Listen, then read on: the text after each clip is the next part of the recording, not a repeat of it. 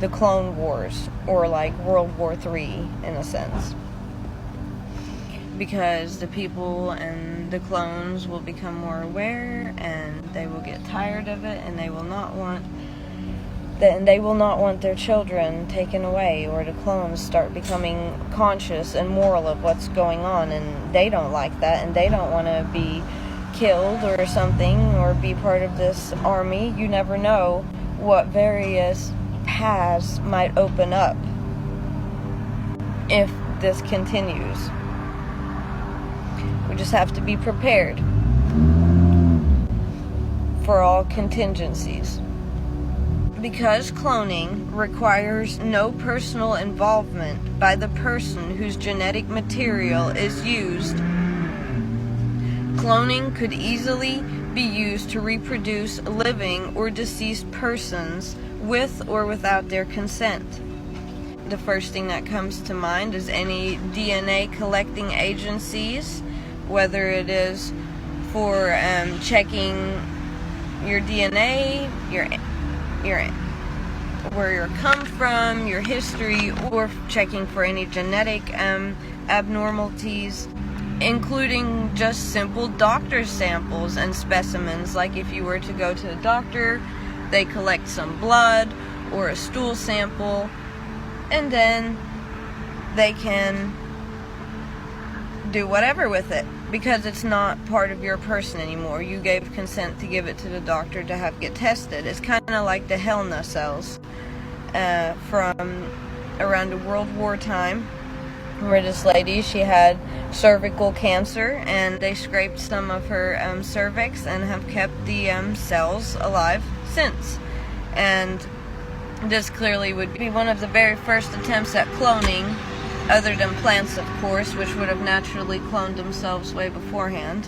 Creating cloned live-born children, sometimes called reproductive cloning, necessarily begins by creating cloned human embryos, a process which some also propose as a way to create embryos for research or as sources of cells and tissues for possible treatments of other humans. The first thing, what comes to mind in that particular case is shots. I'm pretty sure in vitro has been used to develop certain shots. The most recent shots that were heavily pushed upon everybody definitely seems to have something to do with this. The reason that I bring this up is because of the agouti gene and the agouti proteins. The agouti gene and the agouti proteins essentially determine what hair color you're going to have, what fur color, what skin color. It doesn't matter if you're an animal or a human. It's almost like a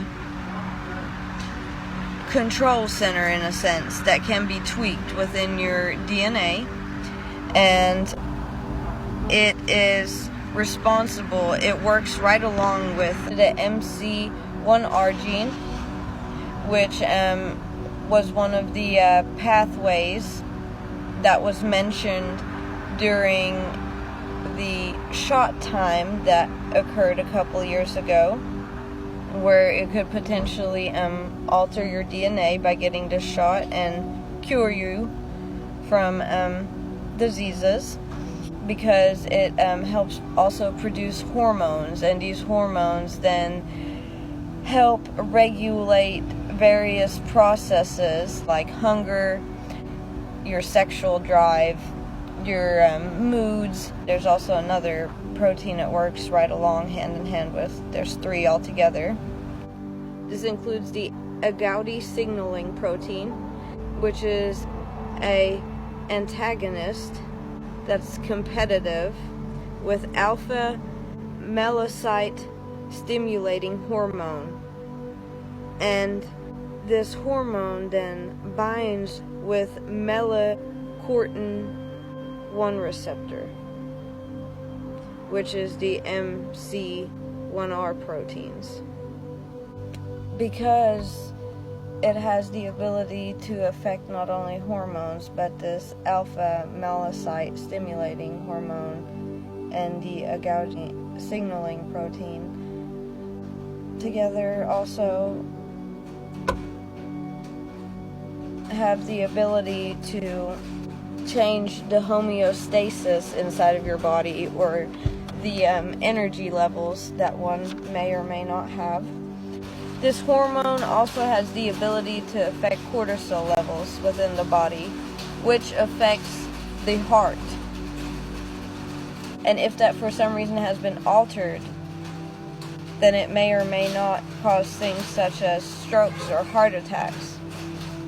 Can control, the ability to clot or not clot.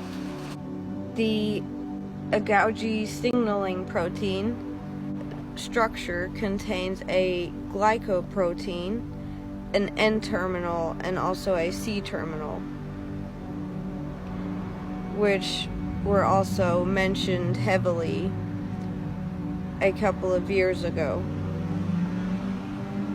The prospect of creating new human life solely to be exploited and destroyed in this way has been condemned on moral grounds by many, including supporters of rights of abortion, as displaying profound disrespect for life. And recent scientific advancements with adult stem cells indicate that there are fruitful and morally unproblematic alternatives to this approach. So I do find this kind of interesting, because let's pretend you do use these stem cells or these somatic cells to start creating babies in petri dishes, and then they also mention above turning human reproduction into a manufacturing process. That would essentially mean that eventually there's going to be such a thing as baby factories, baby making factories, but that would also mean that there's going to be a potential for human clone killing factories, because if they are able to copy multiple human clones, then for whatever purpose, then in reality they could also, this is where the second-class clone citizenship comes in, that these creating new human life solely to be exploited and destroyed. That's where the ethical and moral concerns seem to be coming in. And that if